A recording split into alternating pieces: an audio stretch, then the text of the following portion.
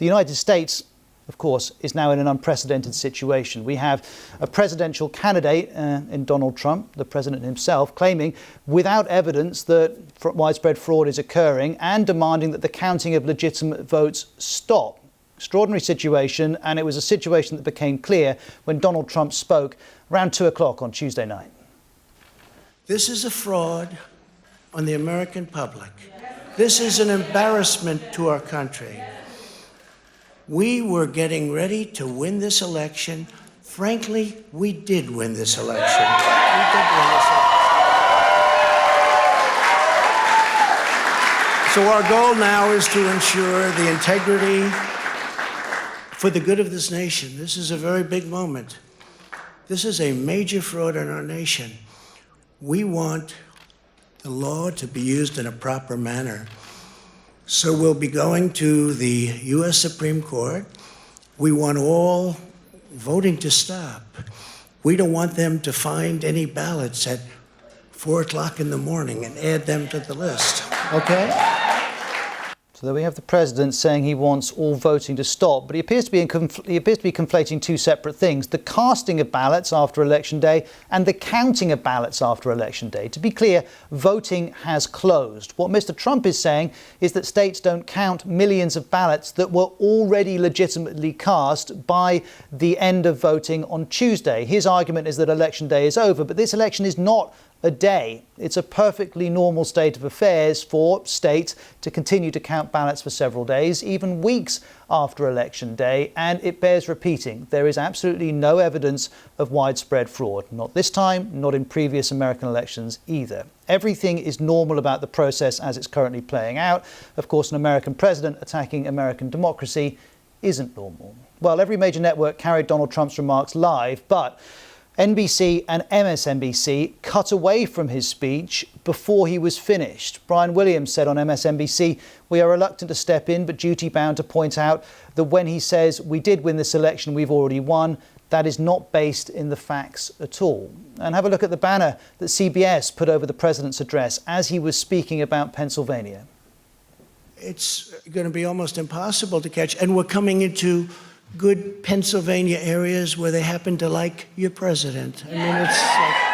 So CBS making it clear this election did not have a winner yet, nor does it now. And here's Chris Wallace on Fox News responding to what the president said. This is an extremely flammable situation, and the president just threw a match into it. He hasn't won these states. Nobody is saying he's won the states. The states haven't said that he's won. Well, as well as the statement from the East Room of the White House, there was also this from Donald Trump. Overnight, he tweeted, "We are up big, but they are trying to steal the election. We will never let them do it." Now, Twitter flagged that tweet as containing disputed or misleading information, which is correct. Since then, Twitter has labelled another 2 tweets as potentially misleading and hidden them from view. Facebook added a fact check to an identical post from the Trump campaign to make it clear that votes were still being counted. And as counting continues into Wednesday, Donald Trump continued to tweet similar claims. Here's how Joe Biden responded to all of that. As I've said all along, it's not my place or Donald Trump's place to declare who's won this election. That's the decision of the American people. But I'm optimistic about this outcome. Now, it's been well signalled that Donald Trump might make this sort of move if the result was close. This story from Axios over the weekend got a lot of attention. It reported that Donald Trump had told associates he'd declare victory if he looked like he was ahead. He declined to deny that story when asked about it, and we've seen what's come to pass. And now we have the Trump presidency, which has been marked by many Republicans refusing to condemn the range of inaccurate statements and attacks he's made on a range of people and issues reaching this point. Some Republicans have spoken out in the last few hours, Chris Christie, Rick Santorum being 2. Here's a tweet from the conservative commentator Ben Shapiro, who has a huge following on YouTube, saying no, Trump has not already won the election, and it is deeply irresponsible for him to say that he has. Now, some states have gone out of their way to reassure voters that this count will be legitimate. Here's a statement from an election official in the important battleground state of Wisconsin, which we've been talking about. Wisconsin's counting, we're told, and reporting of unofficial results have gone according to law. Our municipal and county clerks have worked tirelessly throughout the night to make sure every valid ballot is counted and reported accurately. It also says the results will be triple checked, including randomly selected audits. That's Wisconsin. We're focused on 3 Midwestern states, Wisconsin, Michigan and Pennsylvania. In Pennsylvania, ballots are still being counted. We expect that to go on for several days. Here's what the governor there has said. And I will do everything within my power to ensure that the results are fair and that every vote is counted.